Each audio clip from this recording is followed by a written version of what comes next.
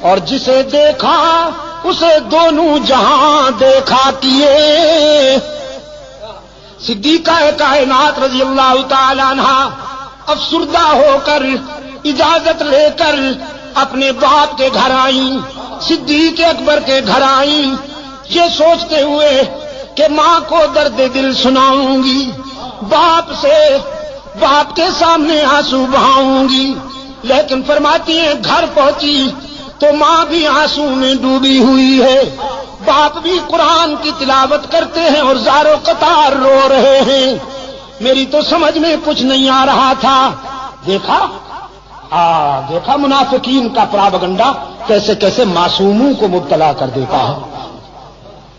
فرماتی ہیں سمجھ میں کچھ نہیں آ رہا تھا کہ میرے گھر کیا قیامت ٹوٹ گئی۔ یہ تو ام مصطح کی زبانی پتہ چلا کہ عائشہ کتنی بھولی ہے تو، تیرے خلاف تو مستقل محاذ بن چکا ہے، مستقل محاذ بن چکا ہے، تیری کردار کشی کے لیے لمبی چوڑی دلیلیں دی جا رہی ہیں، افسانے گھڑے جا رہے ہیں، کہانیاں گھڑی جا رہی ہیں، قسمیں اٹھائی جا رہی ہیں کہ عائشہ ایسی ہے، عائشہ ویسی ہے، تجھے تو پتہ ہی نہیں ہے کسی بات کا۔ فرماتی ہے میں اس قدر متاثر ہوئی کہ بے ساختہ بخار میں مبتلا ہو گئی، گھر کے اس کونے میں چلی گئی مصلی اٹھا کر جہاں مکمل اندھیرا تھا، تنہائی تھی۔ ماں نے گھبرائی ہوئی بیٹی کو مصلی اٹھا کر جاتے دیکھا، سوچا کہیں جان سے نہ مار ڈالے خود کو، پوچھا بیٹی کہاں جاتی ہو؟ عائشہ نے کہا چپ رہیے، گھبرائیے نہیں، ہائی کورٹ تو ناراض ہو گیا ہے، ذرا سپریم کورٹ کا دروازہ کھٹکھٹانے جا رہی ہوں، اب اس کے دروازے پہ آنسو بہانے جا رہی ہوں جہاں آدم روتے ہیں، زکریا روتے ہیں، ابراہیم روتے ہیں، یونس روتے ہیں، اور سب کے آنسو پوچھے جاتے ہیں۔ آج اس کے محبوب کی عائشہ بھی آنسو کا نذرانہ لے کر جا رہی ہے، اللہ کی عدالت میں اپیل کرنے جا رہی ہوں، میرے معبود میرے کردار کو کوئی اور جانے یا نہ جانے، لیکن تو میرے کردار کو بھی جانتا ہے، افکار کو بھی جانتا ہے۔ یہاں عائشہ نے آنسو کی برسات میں اللہ کی عدالت میں اپیل کر دی، وہاں رحمت عالم صلی اللہ علیہ وسلم نے صحابہ کا اجلاس بلا لیا، صحابہ کا اجلاس بلا رکھا ہے۔ میرے آقا نے فرماتے ہیں بتاؤ کیا کروں، عائشہ کے معاملے میں رائے دو، کیا کروں؟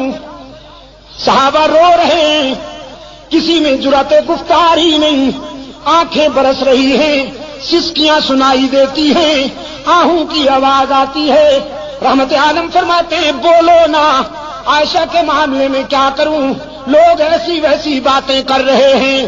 ایک آواز آئی اللہ کے رسول اگر عائشہ سے آپ زیادہ ہی کبیدہ خاطر ہیں، اگر آپ کا دل زیادہ دکھ گیا ہے تو آزاد کر دیجئے، نبی کو بیویوں کی کمی تو نہیں، بس یہ آواز اٹھنی تھی کہ فاروق اعظم زارو قطار روتے ہوئے اٹھ کھڑے ہوئے، عرض کیا اللہ کے رسول یہ فیصلہ تو بالکل آخری ہوگا، پہلے یہ بتائیے کہ عائشہ کو آپ کی رفیقہ حیات بنانے والا کون ہے؟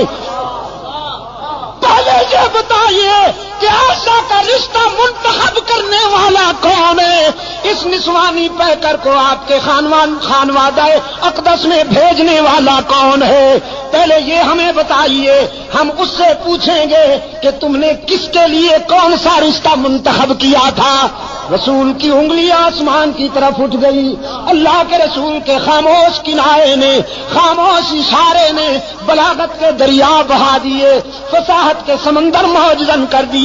رسول کی انگلی آسمان کی طرف اٹھی، فاروق کی تلوار نیام سے نکل آئی، عرض کیا اللہ کے رسول جس نے عائشہ کو آپ کے گھر میں آپ کی بیوی بنا کر بھیجا ہے، آپ کے گھر سے نکالنے کا اختیار بھی اسی کو ہے، عائشہ پر تنقید کرنے والوں کو میری تلوار کے حوالے کر دیجئے، ان سے میری تلوار نمٹے گی، انہیں تو میں سمجھوں گا۔ رحمت عالم صلی اللہ علیہ وسلم کی آنکھوں میں آنسو تھے، لبوں پہ مسکراہٹ چمک گئی، فرمایا جزاک اللہ ابن خطاب، جزاک اللہ، تو نے میرے دل کی گرانیاں دور کر دی، تو نے میرے ذہن کی گرانیاں دور کر دی، جزاک اللہ میرے عمر، بس فیصلہ وہیں سے ہوگا۔ اب میں بھی اسی کے فیصلے کا منتظر ہوں، تم بھی اسی کے فیصلے کا انتظار کرو، ہم سب اللہ کے فیصلے کے منتظر ہوں گے۔ یہاں سے نعرہ تکبیر، نعرہ تکبیر، اسلامی انقلاب، شان صحابہ، شان صحابہ، مولانا عبد المجید شاہ ندیم، مولانا ضیاء الرحمان فاروقی، حضرت مولانا محمد ایوب جان پنوری، چترال کے غیور عوام، مجاہدین افغانستان، ہم سب اللہ کے فیصلے کا انتظار کریں گے۔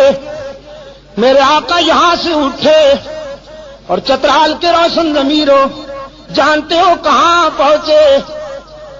ایک گھر بڑا خوش نصیب ہے، ایک گھرانہ بڑا خوش نصیب ہے، ساری کائنات رسول کے قدموں میں، اور رسول ابو بکر کے دروازے پر، صدیق اکبر کے دروازے پہ دستک ہوئی، دروازہ کھٹکھٹایا گیا۔ حضرت عائشہ کی غمزدہ ماں نے ڈوبی ہوئی آواز میں پوچھا، من بالباب، کون ہے؟ ہمارا دروازہ کھٹکھٹانے والا کون ہے؟ بس چھوڑ دو ہمیں اپنے حال پر، ہمیں کیوں ستاتے ہو، ہمیں کیوں تڑپاتے ہو، ہمیں اپنے حال پہ رہنے دو۔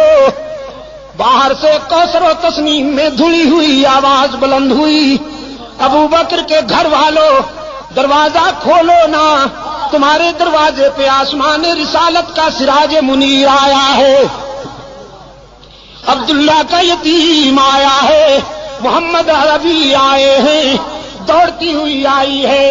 حضرت عائشہ کی والدہ دروازہ کھولا، رحمت عالم صلی اللہ علیہ وسلم کو دروازے پہ موجود پایا، عرض کیا اللہ کے رسول آپ، صبح صادق طلوع ہو گئی، شام غم کو سویرا مل گیا۔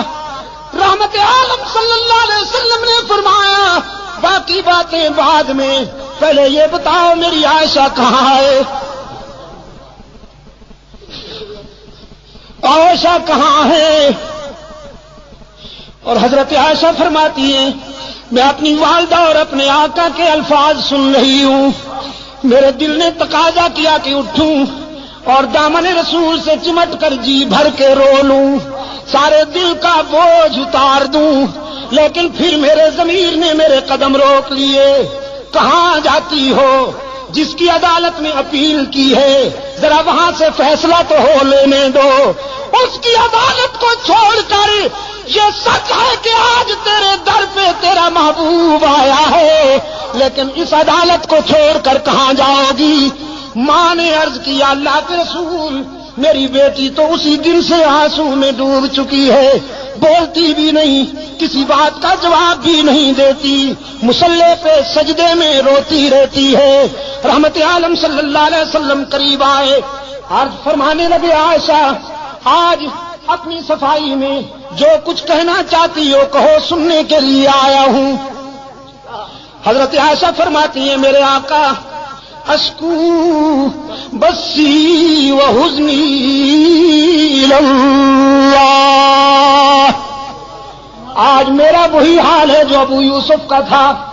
فرماتی ہیں میرے غم و حزن کا یہ عالم کہ یعقوب علیہ السلام کا نام ہی بھول گیا، ابو یوسف کہہ کر گزارا کیا۔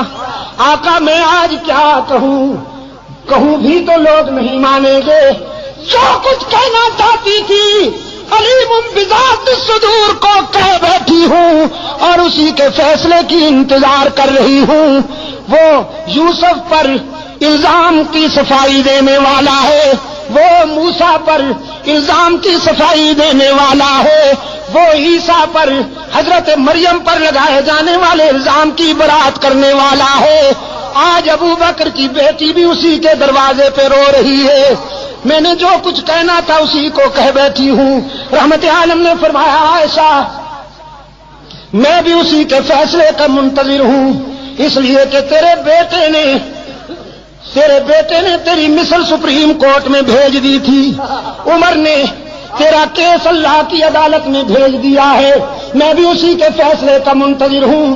صدیقہ فرماتی ہے میں نے سوچا وہ بڑا بے نیاز ہے، نہ معلوم کب فیصلہ آئے گا، یہ تو معلوم ہی نہیں تھا مجھے کہ ہمیں میدان و ہمیں گو۔ حضور بیٹھے، چہرے پر وہ پسینے کی بوندیں چمکنے لگی جو وحی کے وقت ہوا کرتی تھی، چادر اوڑھ لی اور جسد اطہر پر وہ کپ کپی تاری ہو گئی جو وحی کے وقت ہوا کرتی تھی۔ میں سمجھ گئی کہ کال مل گئی ہے، رابطہ قائم ہو گیا ہے، کانپتی ہوئی اٹھ بیٹھی، دیکھوں فیصلہ کیا ہوتا ہے۔ ماں بھی قریب آ بیٹھی ہے۔ رحمت عالم صلی اللہ علیہ وسلم پر کچھ دیر وحی کی کیفیت طاری رہی، پھر حضور نے چہرہ اطہر سے چادر اٹھائی۔ حضرت عائشہ فرماتی ہیں میں نے غور سے چہرہ رسول کو پڑھا اور رسول کے چہرے پر نظر پڑتے ہی میرے ضمیر نے مجھے بشارت دی، عائشہ مبارک ہو تو کیس جیت گئی، تیری شام غم ختم ہو گئی۔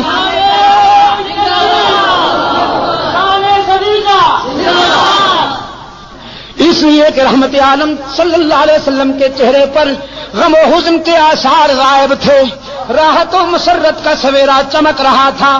چادر ہٹاتے ہی رحمت عالم صلی اللہ علیہ وسلم نے فرمایا عائشہ مبارکباد دیتا ہوں، اے صدیق کی بیٹی، تیرے مقدر کا کون مقابلہ کرے کہ موسیٰ پر الزام لگے تو ایک عورت وکیل صفائی بنتی ہے، یوسف پر الزام لگے تو ایک لڑکا وکیل صفائی بنتا ہے، مریم پر الزام لگے تو عیسیٰ بچہ وکیل صفائی بنتا ہے، لیکن ابو بکر کی بیٹی یہ تیرا مقدر ہے کہ جب منافقین نے تجھ پر تنقید کی تو خود رب العالمین وکیل صفائی بن گیا، خود رب نے تیرے کیس میں وکالت کی ہے۔